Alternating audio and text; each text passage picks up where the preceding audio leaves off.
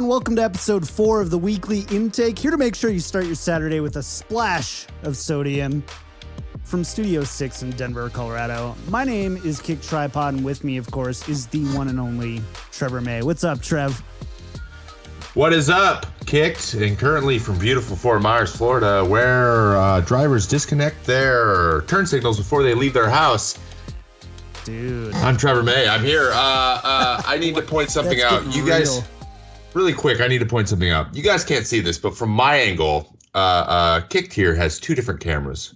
Here on Skype, I can see a different angle than you.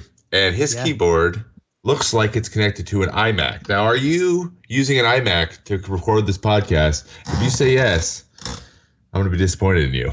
If you want to do any audio, video, or photo editing like a boss, you do it on a Mac. I'm sorry. But there's just no arguing 100%. Game on PC, it used to be kind of like, I get real work done on a PC. It's the exact opposite now. Use Mac for everything except gaming, and your life will be better. Well, that's a good point, too. I think that when you're on your Mac, it's hard to be like, well, I'll just open Pubg because, you can't.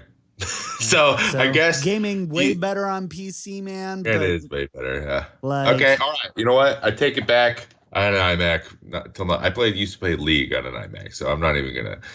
I figured I came to saw the error of my ways, and I've built like 14 computers since then.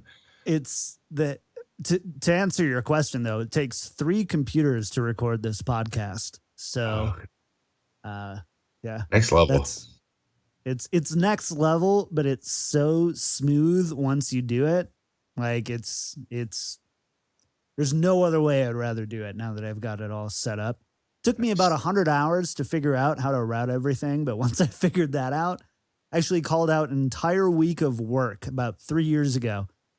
Like I was supposed to work that whole week, and I was so obsessed with solving this problem of how am I going to record simultaneously and do the video simultaneously and do all that stuff without having to do any additional editing after I stop recording. That it consumed my life. Putting in the time then, so that later you didn't have to put in the time. But now I put in next to no time, and everyone's like, "Dude, your setup is so cool." And it is cool. I mean, it is very cool. I can't wait till I have all my computers in one place though, because I'm going to start going all double PC streams, all kinds of stuff. All those big professional streamers do.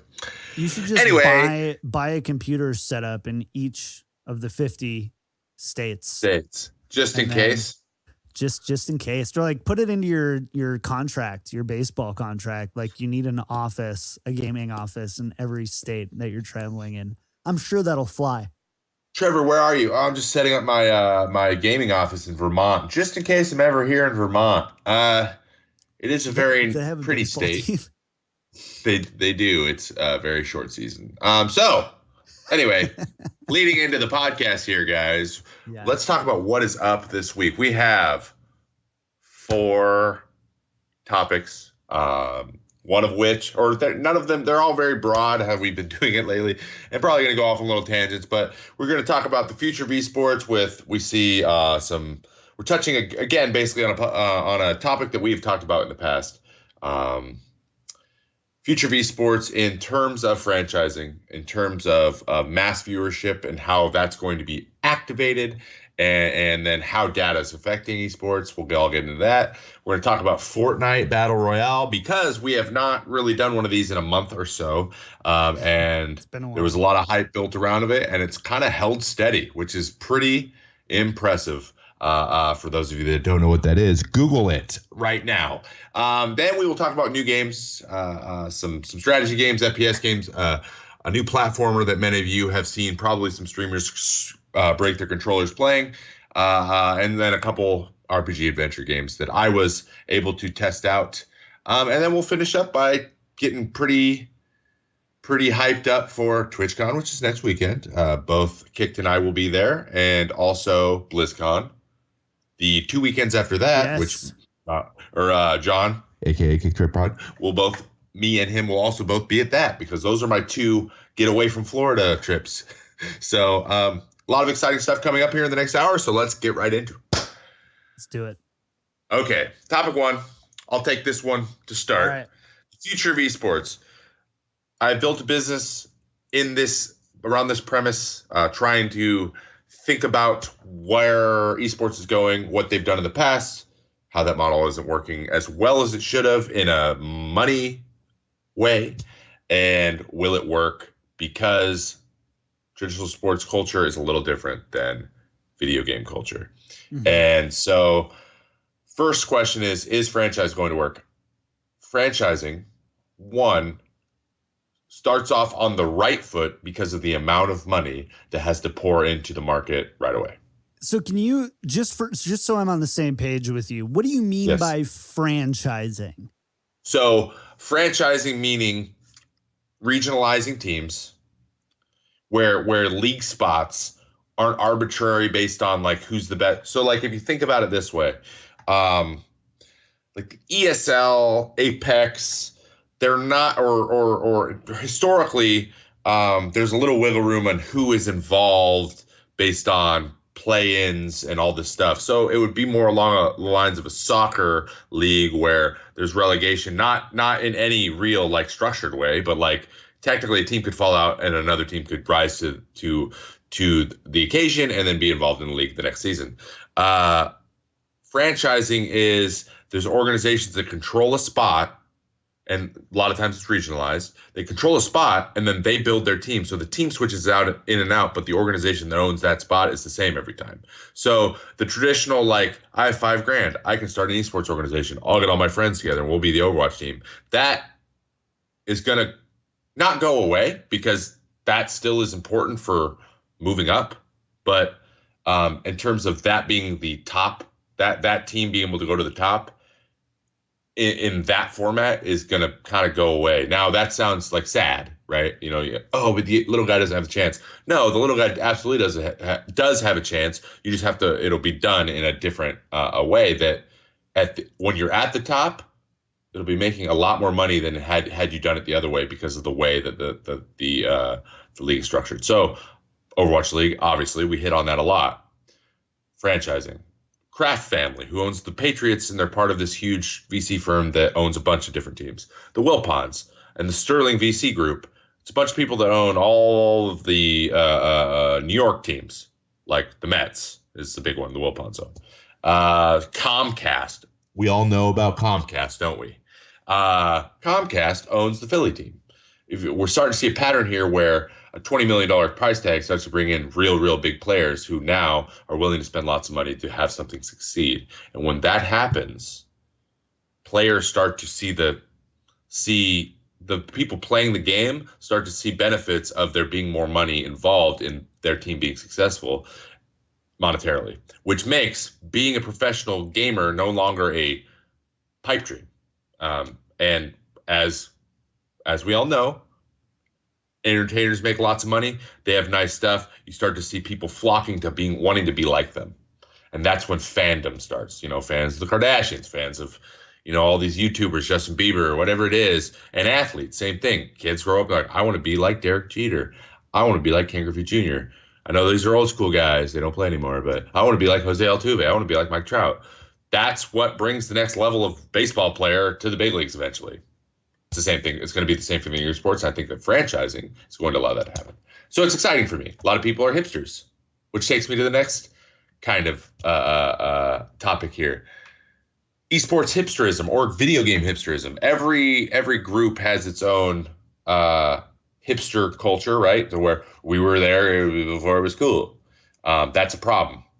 That's a problem in esports a lot because people like the way it is because you can kind of rise to prominence by tweeting or being on stream or something. And coming up, coming up here when the Overwatch League goes, we want mainstream people to flock so that the money's there, right? For this whole premise to happen, the money needs to come and the people need to come now. And people are going to push back because of hipsterism, because they want to be in the know and they don't want everyone else to know about it, and they don't want to be part of a bandwagon. And so there's going to be a very subtle push pull, just like anything else. If you look at any team that's risen to prominence in the NBA, for example, now with all the power teams, right? Golden State Warriors. Now, if you're a Golden State Warriors fan right now, everyone's like, oh, for how long? It's just how it is. Being a fan of something, everyone wants to be individual, everyone wants to be unique. So I think franchising is going to be great for it, and it is going to bring in the mainstream. I just hope that the really, really prominent figures in the community for whatever the game is, the influencers, the analysts that are known about talking about the game a lot, don't reject it just because lots of people are coming. I hope that that's understood, because I think that isn't good. What do you think? Does that all make sense to you?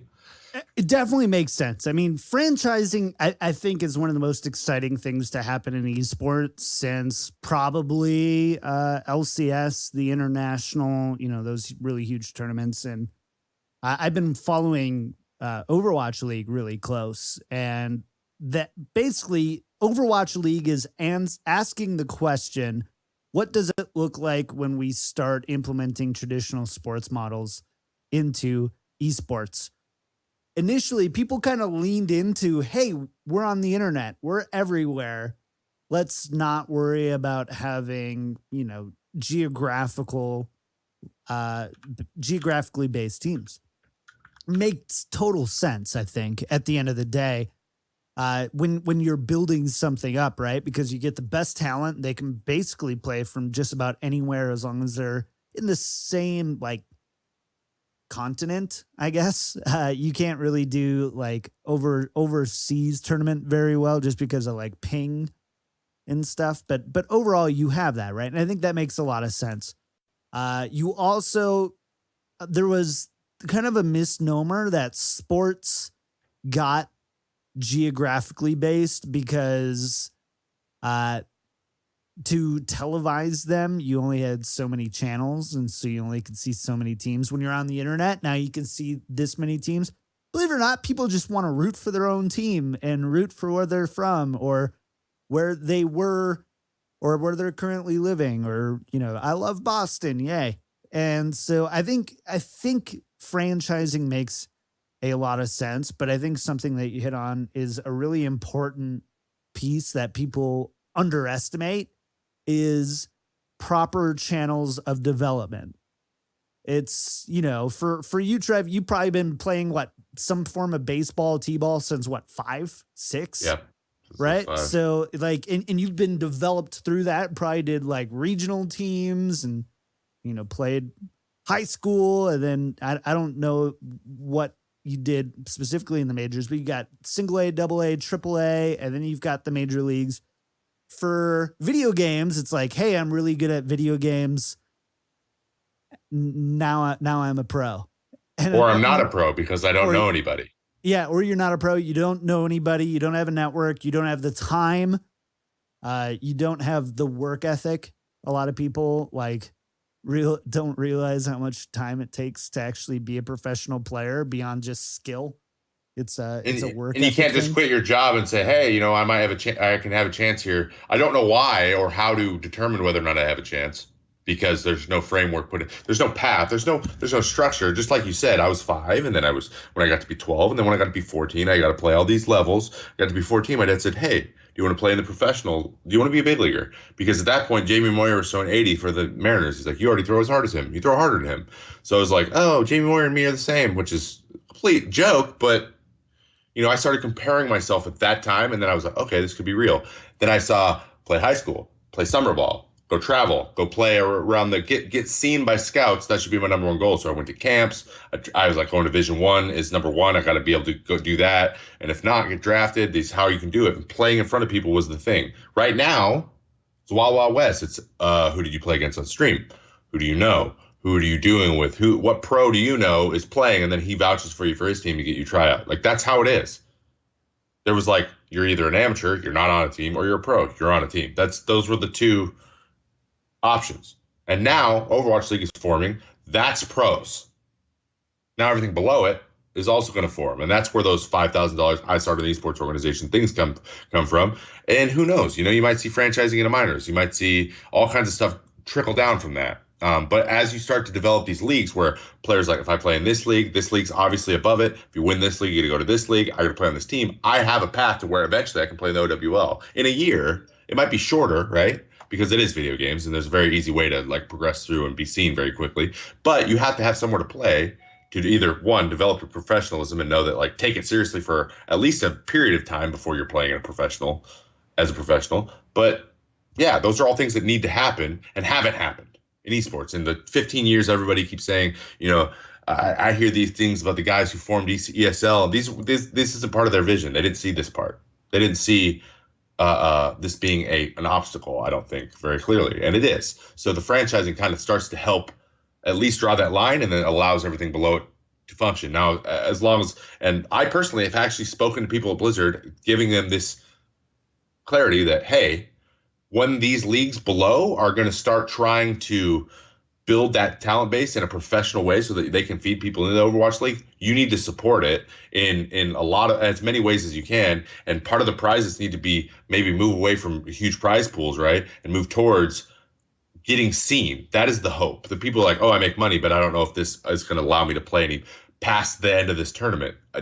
Winning this tournament, does that mean anything for me to the future? And when you start to be able to answer that question, yes, that's when that huge community starts to like stick with the game for a long period of time. That's what caused continuity in all these traditional sports, because those structures were set up, and all the opportunity to compete on a regular basis in a structured, organized way was what allowed it. It's just disorganized at the moment. But there's a lot of people that I'm talking to specifically, but that I hear that, are seeing that also, seeing that we need to build the structure, we need to be that part. So it's exciting. I personally believe that it's going to work to at least an extent where people can learn, and then other esports that start to develop are going to start to move towards that way.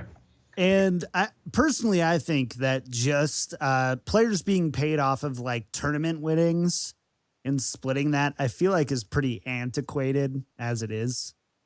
Like, how many players would rather have a steady salary that they know what they're going to get and a portion of their tournament winnings versus, some other combination of sponsorships with just their tournament winnings and like not having health insurance? Like, it's there's a lot of growing up I feel like esports has to do, in the sense of it's not a bunch of young guys and gals playing video games, and instead you treat them like athletes. And I think that now that we're starting to get the infrastructure in place for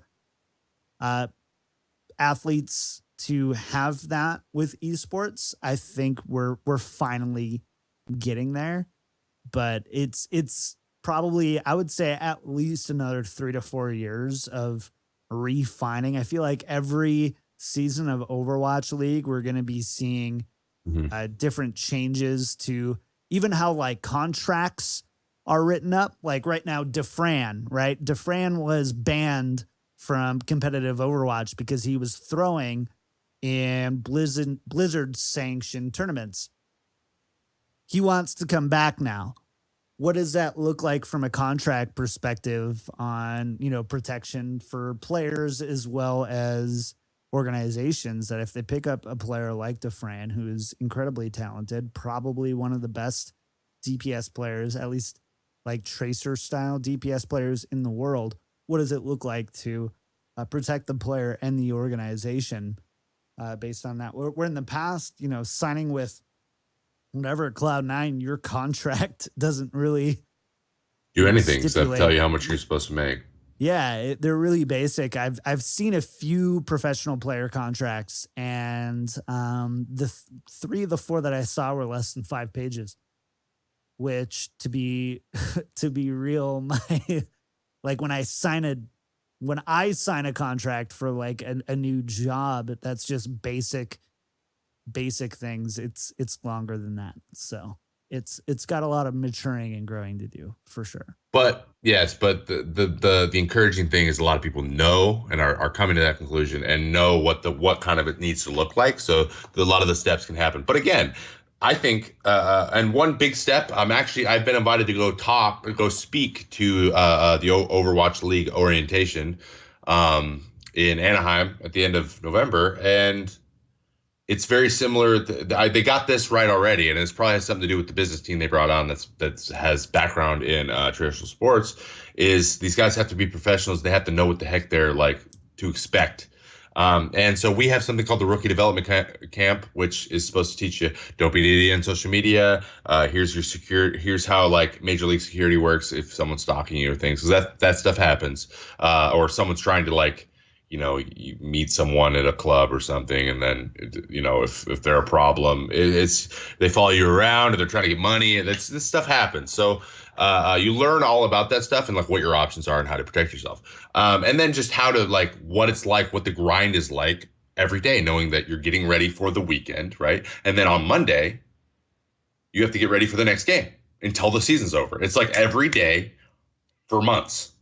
And a lot of these guys like, okay, I'm going to take a day off. I'm just going to go play randomly. There is no playing randomly anymore. There's no playing like just for fun. It's your job, and just revel in the competition and know that it's hard and it's not going to be as easy as it was. And so those are things that I'm going to speak on because I've lived it. But it's good that they know that they need that information going in. Yeah. So definitely. And so they have that right. That's a great way to start. And there's going to be a bunch of kids. They're going to be children. It's going to be insane. I'm like, oh my gosh, you're all like 17 to 20, and you're tiny, because a lot of them are just tiny people. But just say, hey, people are going to be looking at you, and you're now owned by very, very wealthy people that want to win. So you need to know that like a GM, these guys are not like your 25-year-old owner of an esports org that you used to play for anymore. Like these are like, 60-year-old billionaires that are now own your team. It's different. And just to know that like that's what you're going to be answering to. If you can handle that, then you're going to be great. And this is how to handle it. It's really not that hard, but it's all very exciting to me because it's rare that you get to see something like this develop, from the beginning. So it's all very cool. I think it's gonna work. I think they got it right, and I think that Blizzard is very open to any suggestion that'll help them get it right. I think they got enough of it right, which I think is all you need right now. Like it's not 100% figured out by any means, but there's enough of the right foundation here to where it will succeed. Where what is it? WGC? Is that what it was? Or HGC? One of the two. They failed. So. About 10 years ago, they tried to do something similar. And it failed because number one, infrastructure wasn't there, but number two, enough of the right foundation wasn't there. And, at the end of the day, the success of Overwatch League, especially, is going to trickle down into those development leagues. And, there's a lot of people are really worried specifically about Overwatch, right? Because, hey, if Overwatch League fails or, so many people are putting all their eggs into Overwatch League. And they're like, well, what are we going to do? I'm not signed to an Overwatch League team. How do I get there now?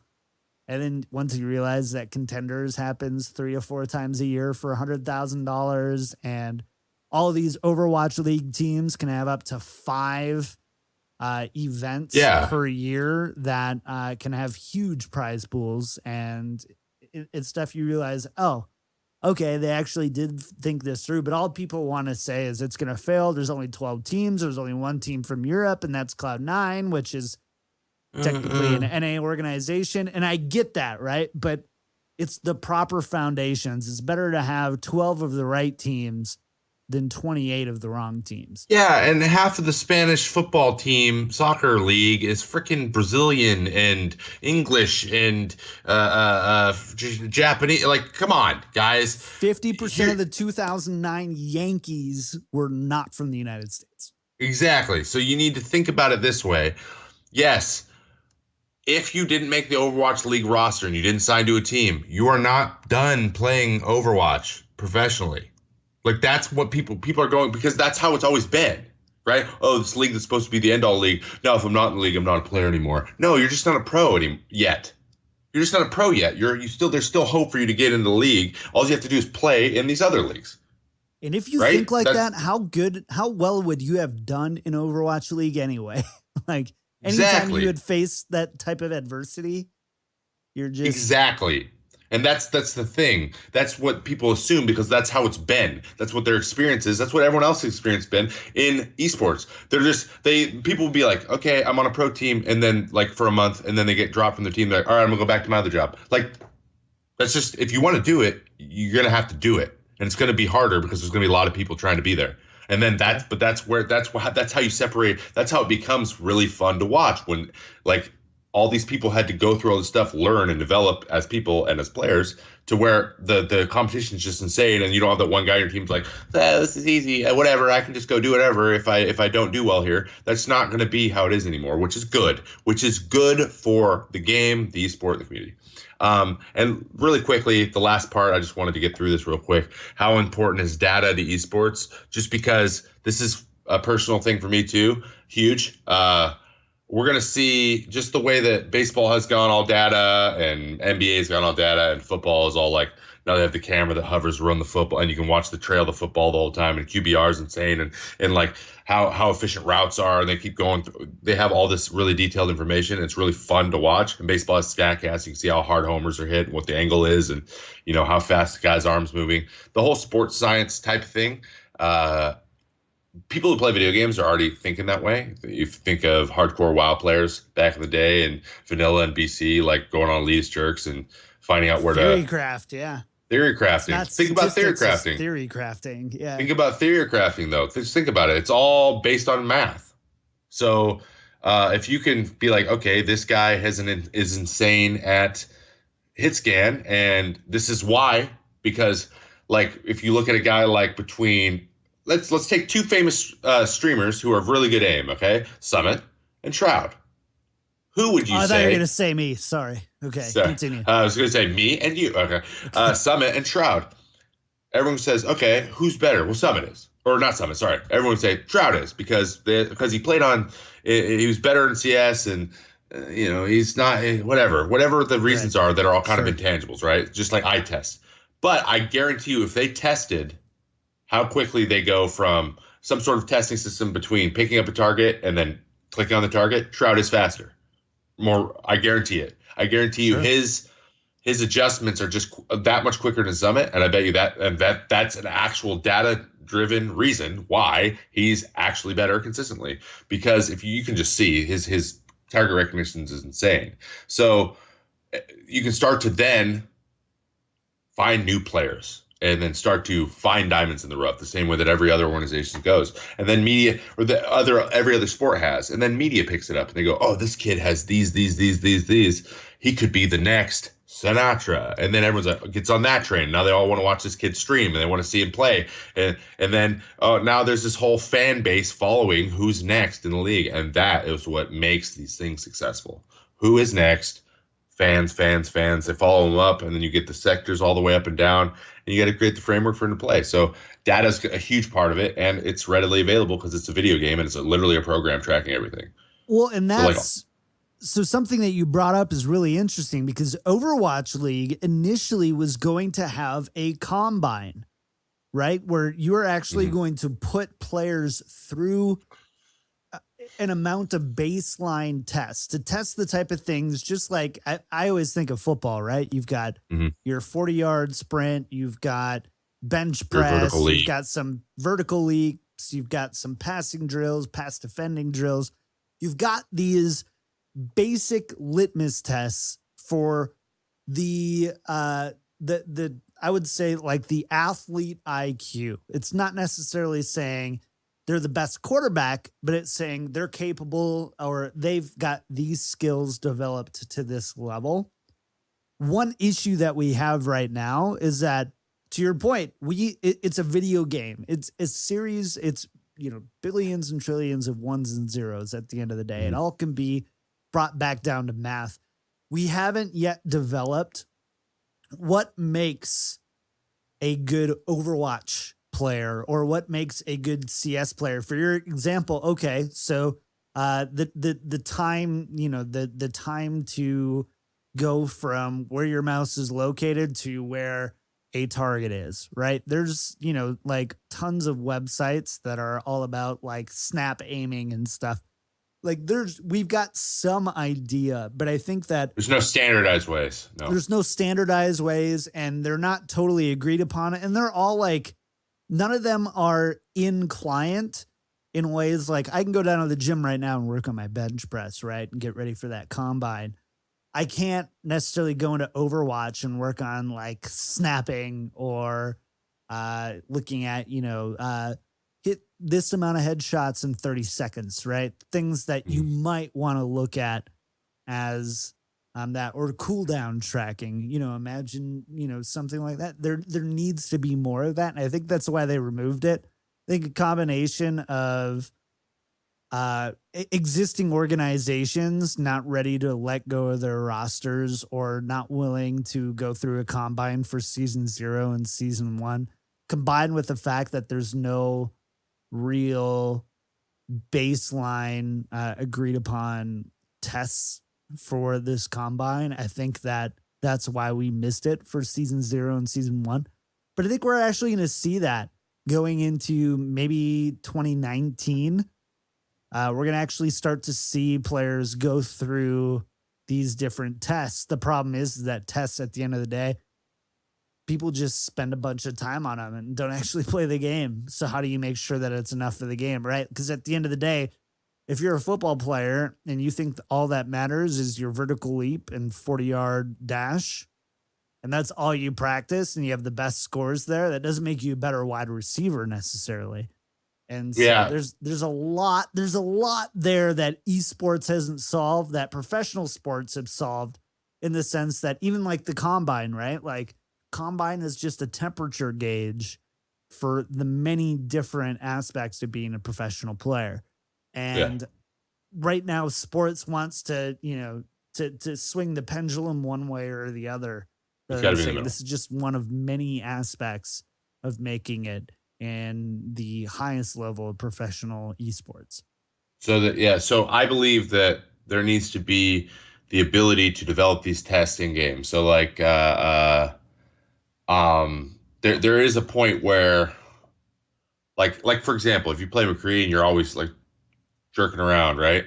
There's a point where you're pausing or whatever before you see the target, and then when you start moving is when you picked up the target, and then when you shoot. So there is a way to program something third party into where you can actually get a general consistency over enough data. If it happens thousands and thousands and thousands and thousands of times, you're going to start seeing patterns regardless of the aberrations. And there's ways to do that. That needs to be developed. People are probably trying to do it some way, but the problem is there's no API for Overwatch, at least custom games. So there's no way to build that in. You'd have to build in an API. Now, just to plug really quick, the company that I've formed and people I have, we have a lot of this stuff already kind of going.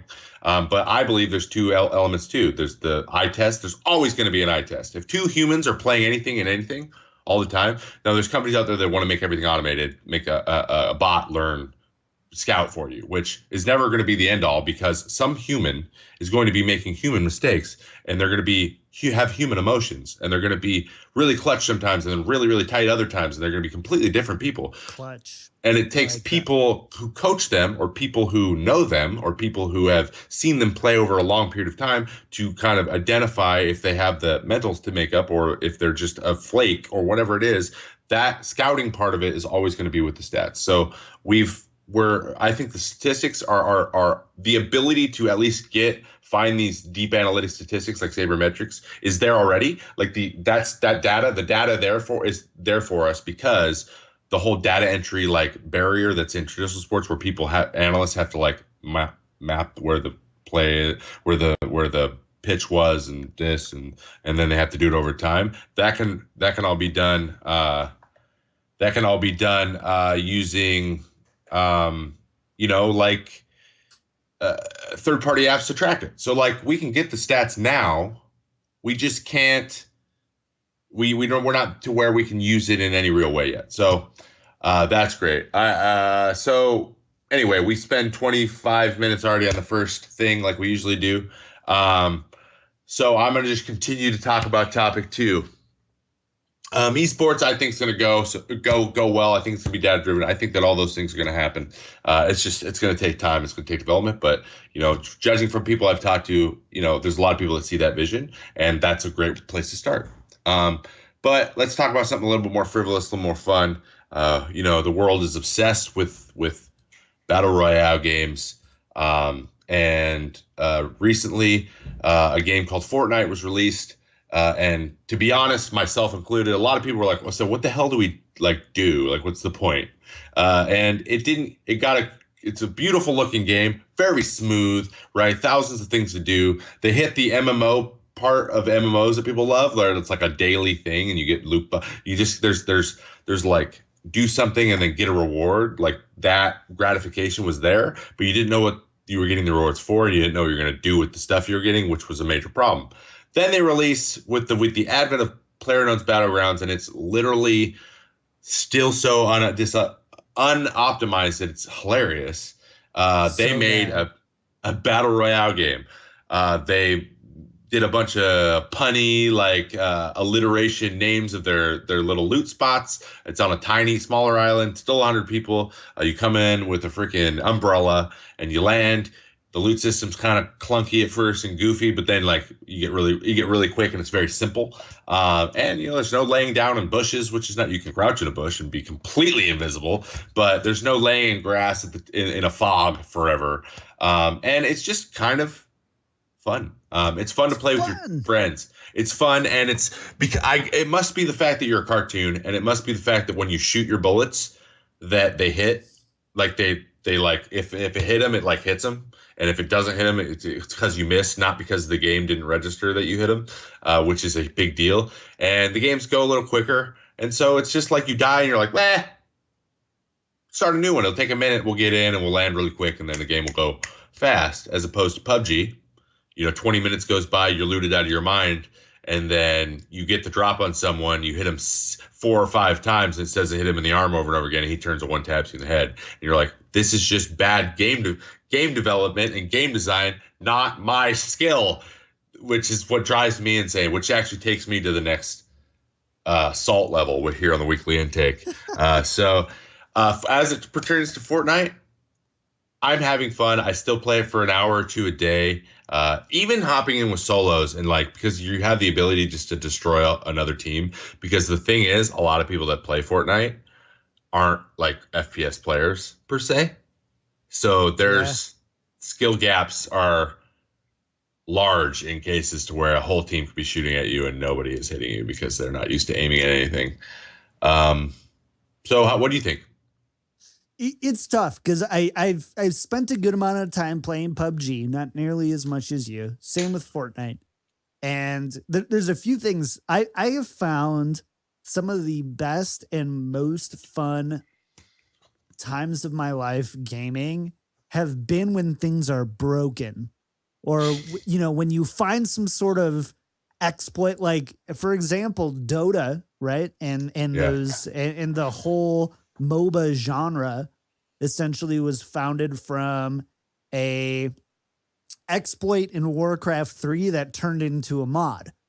Yeah. Right. And this is fun. This isn't necessarily balanced. This isn't necessarily whatever, but it's there's something really fun about it. And Halo 2, we used to, in Forge, you would create this little octagon thing. You'd go in with battle rifles, headshots only.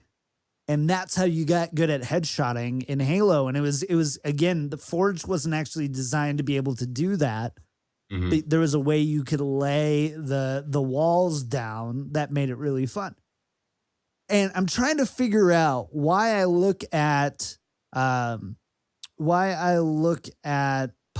and I go, yeah, man, this game has so much potential and it's so much fun. And I look at Fortnite and go, this is infinitely better than PUBG, and yet I don't see the potential that I see in PUBG. And I think that's part of the intangible part of it.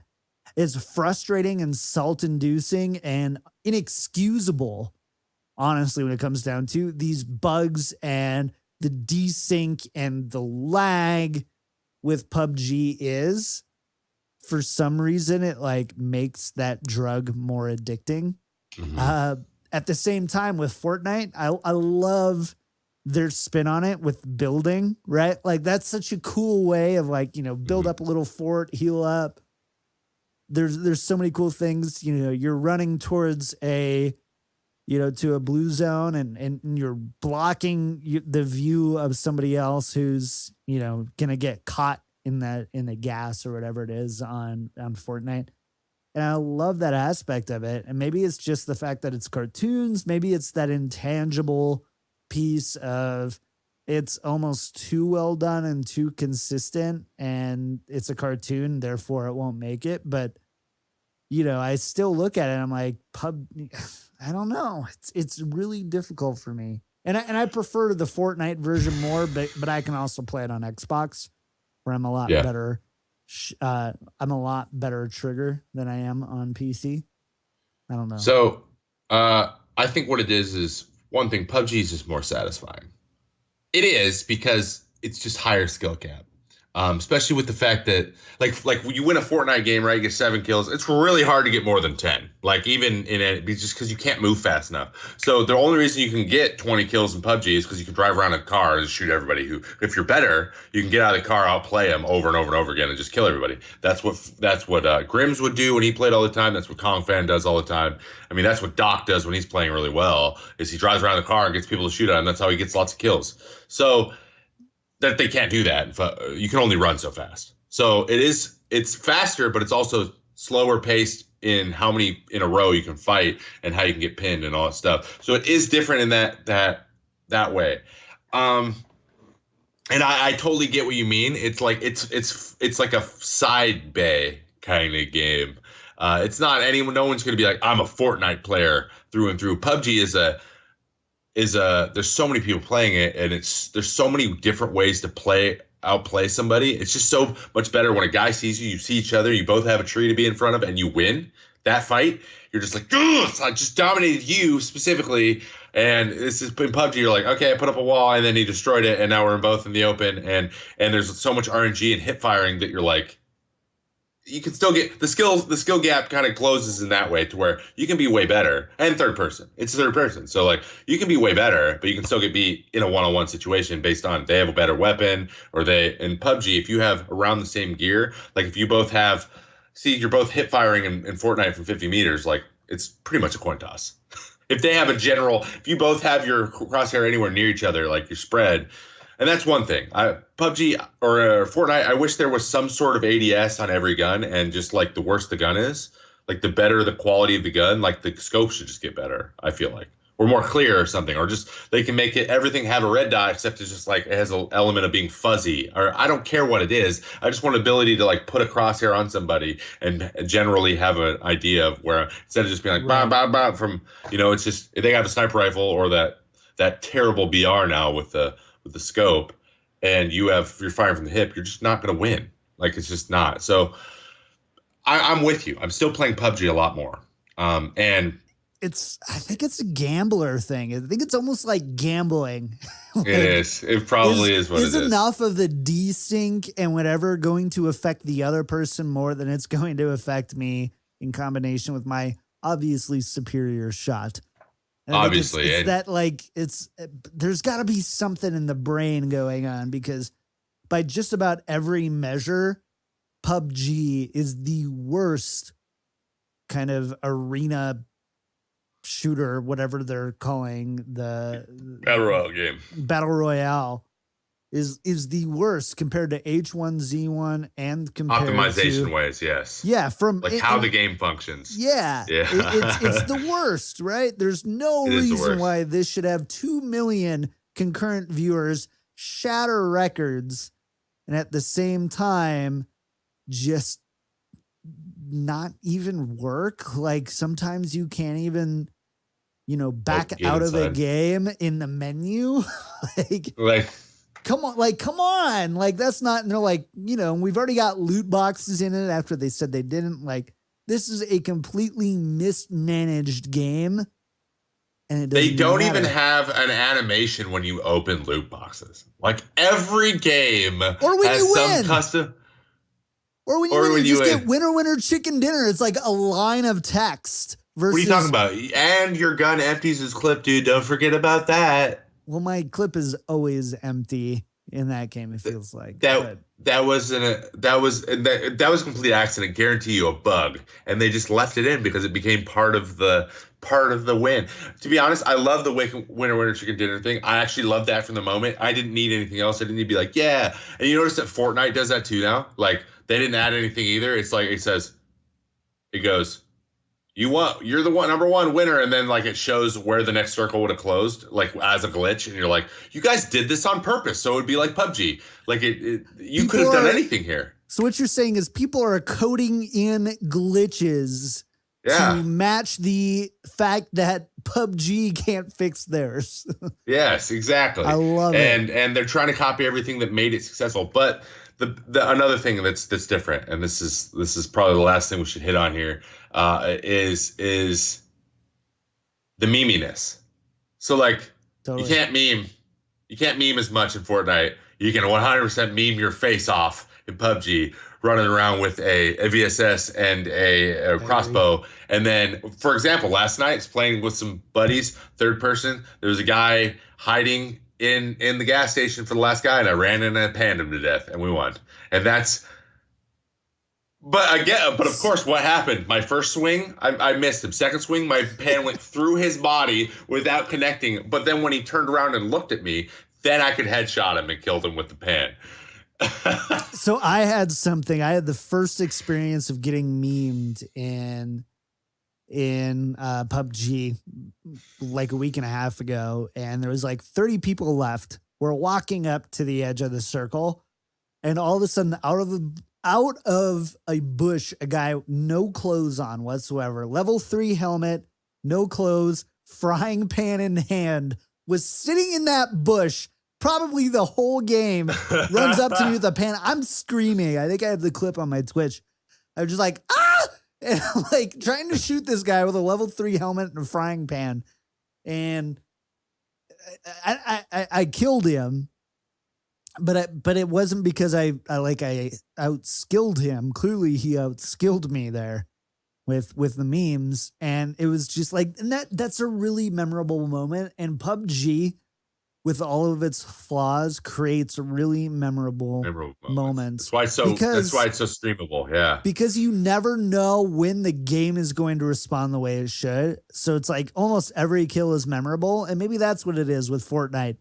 Your hits registered, everything goes exactly where it can, but is it very memorable? Not necessarily. Maybe that's what it is.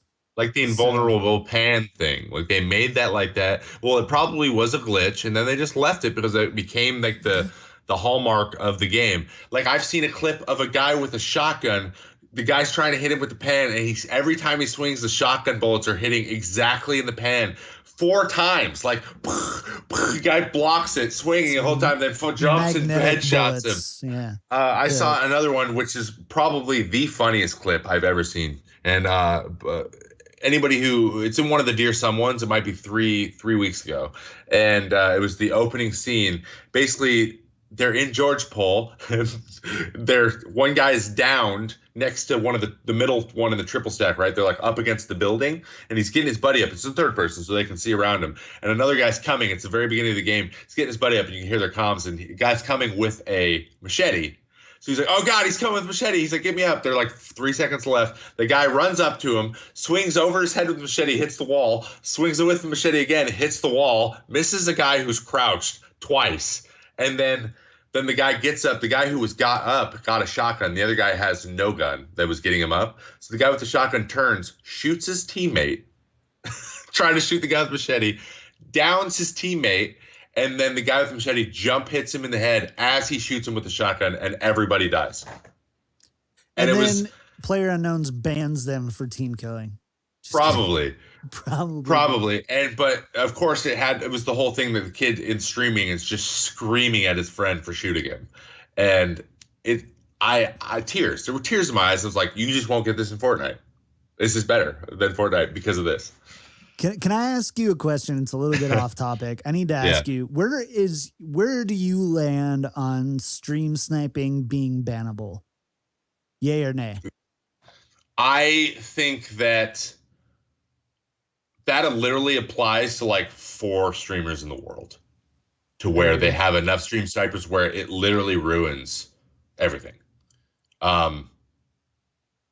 Being bannable by I really just, in my opinion, the developer's prerogative, obviously. And if they feel like one of the people who influence the players of their games in a big way they're ruining the marketing for their game, then they can ban it. That's pretty much the premise. So like if you are stream sniping like Tim this morning, right? All the honkers, the same guy, action is coming, these guys are running, and of course, 4 guys running to him to die over and over again is actually going to help his score on the leaderboard, which is hilarious to think about. But I think it's a case by case. I think that people are malicious and it is cheating in some point. Like if you can see a person's screen, but again, the guy's streaming, so like that's kind of comes with the job. So it's like it really depends on what the developer thinks the value is, or the detriment to the value to their game is. If they're allowing to run rampant, is that gonna? Are they saying that all cheating is fine, even if it's not like on a software level? And they handle it accordingly. Like for example, Fortnite, the hackers, they're gone now. I don't know if you noticed, but they're literally all gone. There's like nobody hacking anymore. They crushed it. And if anybody reports, if you get reported more than like 3 times or I think it's like maybe 5 reports in a game, then you're banned. It's like automatic. And every hacker obviously kills. Who the hell is hacking and only wants to get 4 kills? You know what I mean? Like, bad what's the point hackers. Yeah. What's the point at that time? And so that was a great way they're taking care of it. But yeah, so as it pertains to that, I mean, to be honest, it is kind of annoying watching like someone sitting in a room knowing exactly where Tim's gonna go and then just killing him, and you're like, okay, this isn't very fun to watch. I'm tired of hearing accidents coming. And the kids who do that are just, come on. Like, but at the same time, is it bannable? It's really a case by case. It is literally, does the developer feel like it's hurting the integrity of their game or not? That's the way I think about it. I don't even think it's up to the streamer. I think it's just up to the developer of the game. So I know that everyone's got different opinions on it. So I just want to say this one thing. I think that stream sniping in itself you can't enforce, but if there is a way to prove it, they should be banned. Period. If Shroud's like, I'm reporting this guy, I think he stream sniped me, and they go in and they look, and yep, it's very obvious that they stream sniped, whatever. Like there was several times a few months back where it's like this guy left and rejoined lobbies like 8 times in a row until he got into the same lobby as, I think it was Shroud, and then went and followed and went straight to where Shroud was, and then only shot at Shroud for the entire game. Like, I'm like, for me, that's evidence, right? And if they look and see that person should be banned. At the same time, if Shroud says, what a hacker, what a stream sniper, and they look and that's it, like, whatever. Part of being a streamer is accusing people of stream sniping. That's half of being a PUBG streamer with a lot of viewers, is just accusing other people of hacking and stream sniping and making excuses to why you lost. And I get that. And I don't think people should be banned at that. But just like people who, there isn't enough evidence to prove that they shouldn't be stream sniping, they shouldn't be banned. You shouldn't hate on the streamer for just whatever, accusing people of sniping, because big deal.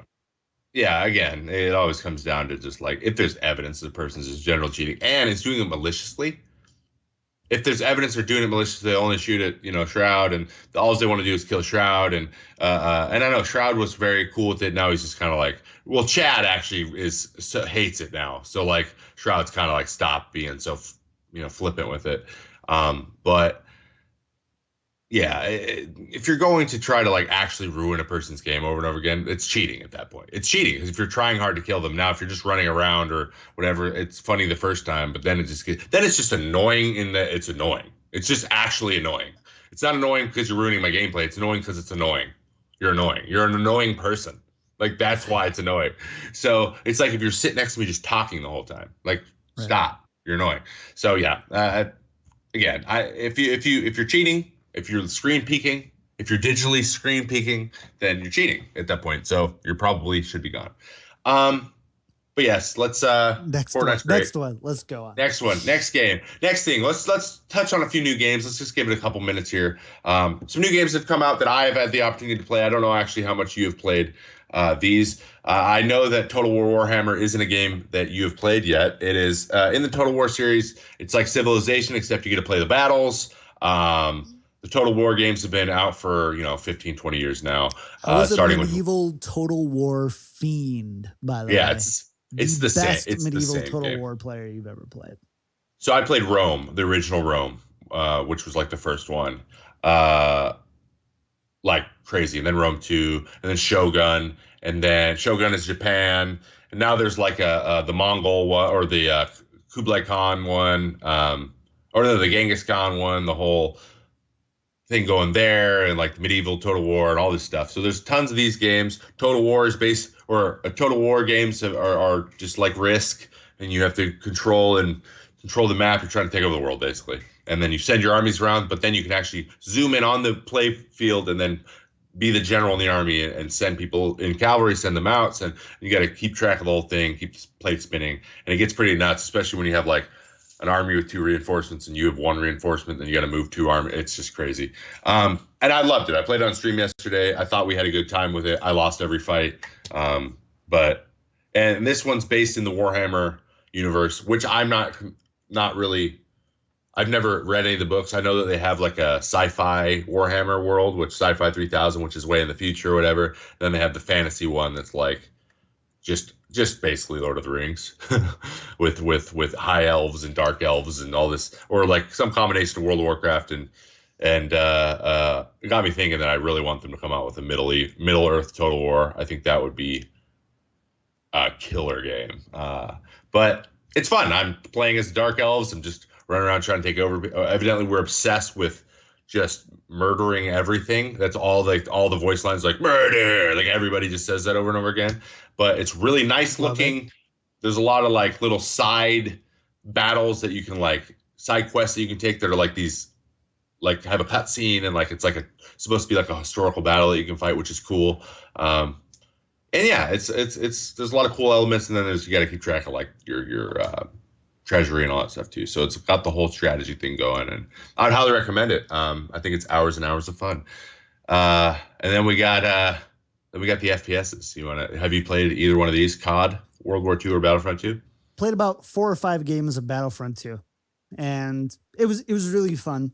The Battlefront. I loved Battlefront, but Battlefront 2, like the graphics are amazing. The gameplay is pretty good. I feel like if it was not Star Wars, it would not be nearly as looked forward to, because it's at the end of the day, it's kind of your standard FPS shooter with very, very small different takes. But overall, pretty good. I honestly, I don't have enough time to be anything more than like overall impressions. Meh. Yeah, I've heard that too. And they tried to add in like the little bit of the MOBA cooldown perk thing. They tried to make like COD perks become like cool MOBA cooldown type stuff. And then if you're Darth Maul, you just kill everybody. And Boba Fett, you're either hitting people or you're missing everybody. and then the marksman, like Han Solo, anybody with like a pistol is just terrible, and nobody ever picks them. Yeah, which happens to be like the best in my like favorite characters from the Star Wars universe. I remember from Battlefront 1, where Han Solo he had a charge, like a running bully, and you're like, I've literally never ever used that one time ever. There's never kind of time you're using that because you're ranging everybody and then you're supposed to tackle somebody. I don't know why that's a thing. And then you realize that if Luke's available, I'm just going to flip around and be invulnerable by blocking everything with my lightsaber. I played Call of Duty. I think that I would play Call of Duty quite a bit. But again, like PUBG. I don't And play Call of Duty out of principle as a Halo player. You just that's a line you can't cross. I got you. I got you. I think it was more of a, wow, this is actually improving my snapping and quick scope and like True. reaction time skills. It's really fast. So like, I was like, I'm getting better at first person shooters in general. If you're getting caught, I think that translates a little Definitely. bit the same way that Counter Strike has directly. You see a lot of really good Counter Strike players instantly becoming really good PUBG players because one, the guns they're obviously more random, but like the whole like lean and this and peeking corners and things, that whole thing translates. So like a lot of Call of Duty players play fast pace. Like Call of Duty players would switch to like Overwatch, for example, and like the quick like moving and looking everywhere at the same time quicker. They pick that up quicker. So I The just fa- was like, it was the fun. I liked how fast pace it was. the faster the TTK, the time to kill game that you play, that is generally accepted as like the king at the time, which has been COD and CS for the longest time, the better it translates to other games, even slower TTK games. You know, Halo is a great example. Destiny is another one where they have got longer time to kill, Mm, which, you know, means that every shot matters less technically, mm, but there's a lot more strategy involved in that rather than just how quickly can you get your crosshair on that person's head. So it makes a lot of sense that anyone coming from, you know, a fast TDK game is going to do well in another fast TDK game because it's just so transferable, right? yeah, that's why everyone hated Infinity War because like in Destiny, flying around and shit makes sense because you can like dodge two shots and then hide. When in Call of Duty, you're in the someone's above you and then they shoot you once or twice and you're dead. Like it's just Right. too quick. It was too fast TDK for the amount of movement you had, and that's why the people rejected that game. Right. I think that a lot of at least traditional players rejected the game because it didn't line up. Then we could talk about this. Either I have it as a platformer here. It is a platformer to an extent, but basically just a platformer boss fighter game. The infamous, I call him Bullface, but it's Cuphead. Cuphead. Face. All right. I like that. Cuphead was a lot of fun. For one thing, it's beautiful. If you guys haven't played it or seen it, you're probably living under a rock. But it's a lot of fun. To be honest, I didn't lose my proverbial shit that fast. I actually played it for 3 hours before I was like, all right, I think I'm good. Because honestly, it was like a minute. Okay, I didn't like a minute. Shit, I learned something and I can fix this next time. It wasn't like PUBG where 20 minutes go by, looted the whole thing, no kills, haven't seen anybody, run into somebody, and then get desynced to death. Now I'm going to lose it because I wasted my life for like a good amount of time. Cuphead's not. You're learning something and it's quick. So quick, and not only that, super cool premise, 1930s, kind Yeah, of the stylized art I think is the only stylized reason art is why really, it really was nice. as successful as it was. I too played it a bunch, probably about 10, 11 hours. And I think I don't have much left. I don't have much. Yeah, no, yeah, you play it and then you're like, okay, I did it. And then, Yeah.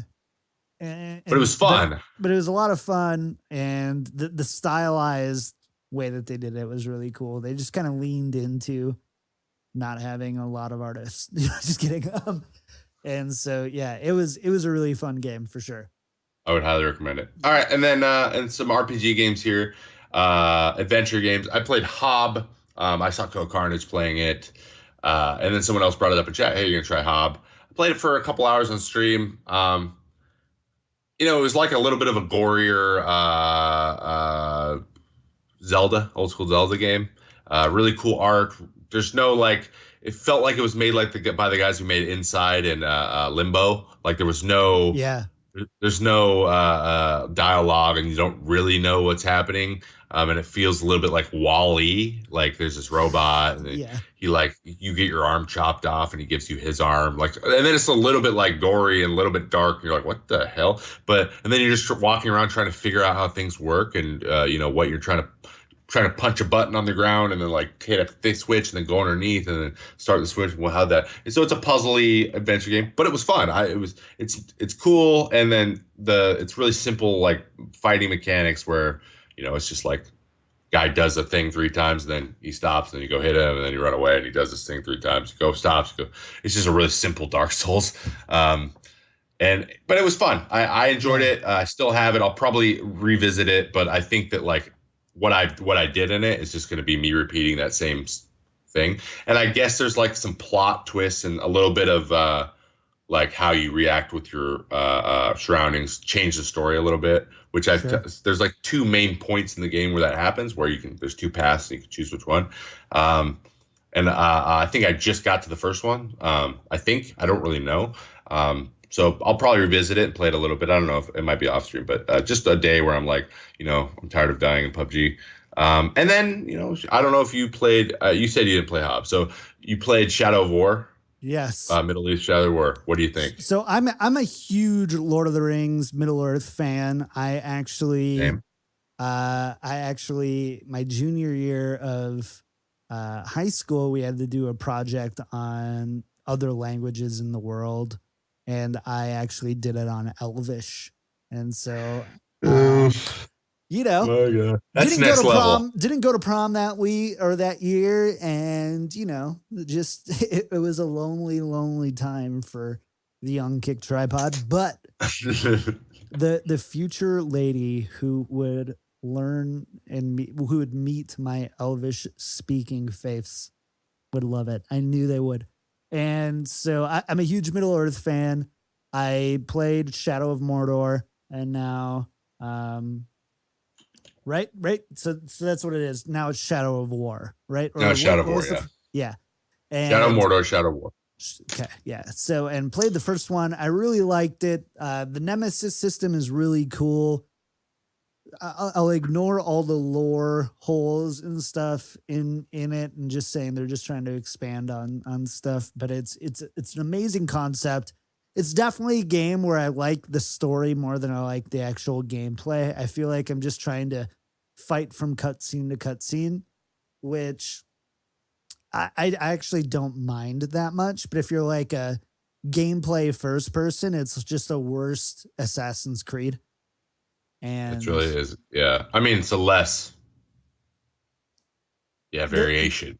There's the less the variation. It's movement worse. and fighting is just, in my opinion, worse than Assassin's Creed. But I think the story in the cutscenes, and if you like the Middle Earth world, the world is a lot more interesting and a lot more engaging than the quote unquote real world.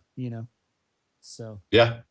And I liked it. And I was like, oh, look, Shelob is actually a witch spider lady. a hot And witch spider lady. Thank you very and much. she let Sam kill her. What a noob. That's what I thought. I was like, haha, Sam killed you. Killed You're by a hobbit. killed Spoiler by a alert if you hobbit. haven't. Not only a habit, Sam.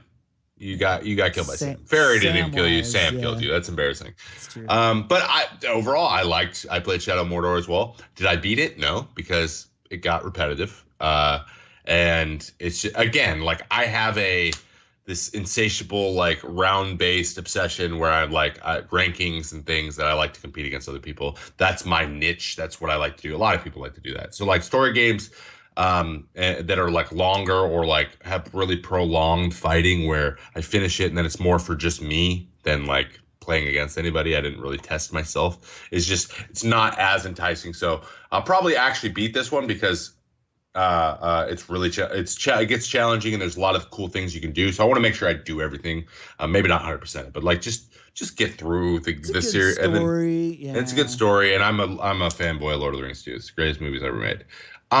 So those are our new games. I mean, I know a lot of them. That's kind of things that we were able to play. Coming up here, probably next week, we'll have quite a bit to talk about. It's gonna be interesting because we're actually both gonna be at TwitchCon. So who knows? Maybe it just won't. We could just get together and just record it in a room and then not do it live. I just get it done, or even do it before we leave. Yeah. But there will be one next week. We're not going to do this shit where we do one a month and say it's weekly. We'll get it done. But speaking of TwitchCon/BlizzCon, both of us are going to be at both these things. So I just wanted to touch on real quick, maybe start building a little hype for both of them, and just figure out what Kicked is excited to do. I know that you have roles to play in both of these events that you're actually involved in, because I personally haven't been invited to go be on a panel or talk on anything. I'm just going at this point. So what do you got? Tell the people what they got. So at TwitchCon next week, I will actually be moderating a panel called Podcasting on Twitch, which is all about your chemistry, content, and quality. So we're going to talk about gear. We're going to talk about show mapping. We're going to talk about networking. It's going to be awesome. And I'm going to be doing that with Chanman V, who is one of the best known, especially competitive Blizzard podcasters. He when he streams on Twitch, he has thousands of people tuning in. It's amazing. So that'll be the first one. And then last minute, we actually, because of the fires in Northern California, the other panelist was going to be Pat Crane, but he was going to be vacationing in Northern California and then flying down to Southern California for TwitchCon. But because of the fires, can't go to Northern California, and the flights to Southern California are insanely expensive. And so he's not going to be able to make it. So we've got this little known personality called Total Biscuit, who is going to be sitting in. Where have I heard that before? I've heard that name. Are you being serious? Yes. Someone has hosted Total Biscuit. He's some big guy. Total Biscuit is one of the biggest he is. Okay. In gaming. Okay. Yeah, exactly. I'm not crazy. Okay. Yeah. He's on. You were memeing. Got it. Check. I was memeing. Gotcha. Trevor. He got Trevor. Let it be known. Let it be known. Anyway, he will be. Yeah. So he will be on there as long as one more thing is finalized. He will be on there. He said, "Go ahead, tell people." That's totally fine. Dang, dude, that's a pretty good crew to be involved in there, man. It is. I just keep lucking out, I guess. That's awesome. And that's going to be at noon Pacific time on Saturday at the PJ Sugar Theater, and it will be streamed live to Twitch during that time as well. So you can tune in if you won't be there, or if you're going to be there in person, come to the PJ Sugar Theater if you have any interest in podcasting. Or honestly, just gear to make your stream look and sound better. It's everyone goes what camera and what microphone should I get, and the Blue Yeti shows up and all that stuff, and we're here to set the record straight on that kind of stuff. So that'll be there. And then BlizzCon, I will be on the Hearthstone panel at Con Before the Storm. You can go check that out, conbeforethestorm.com. That'll be Thursday at 7 p.m. Pacific. So those are the two things I've got going on. Then lots of partying. A lot of partying. So here's the deal. Speaking of parties, so myself and the infamous Lassus, little known fact, Lassus actually got his name because when he was 11, he didn't know how to spell laissez-faire. So he just made his name, he was Lassus Fair. And then it turned into Lassus when he played like EQ or even like RuneScape. Like when he played those games, he was in a forum, that's what his name was, and everyone's like, that's wrong, right? No. So now, here we are 20 years later, and he's Lassus. Anyway, Lassus is coming. We land, we get in at like 11 on Thursday night.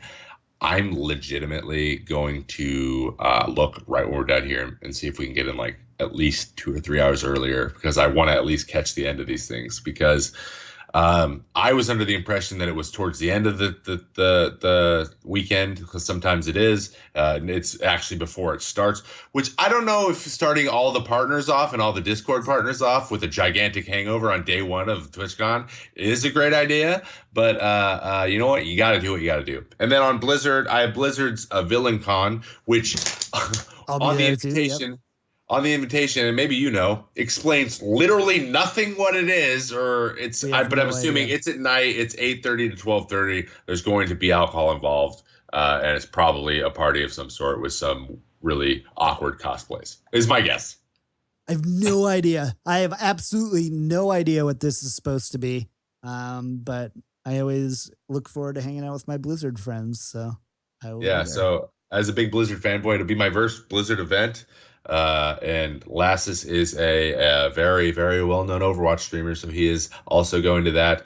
And then, as in terms of events, if at least for BlizzCon, I'm excited to go check out a buddy of mine.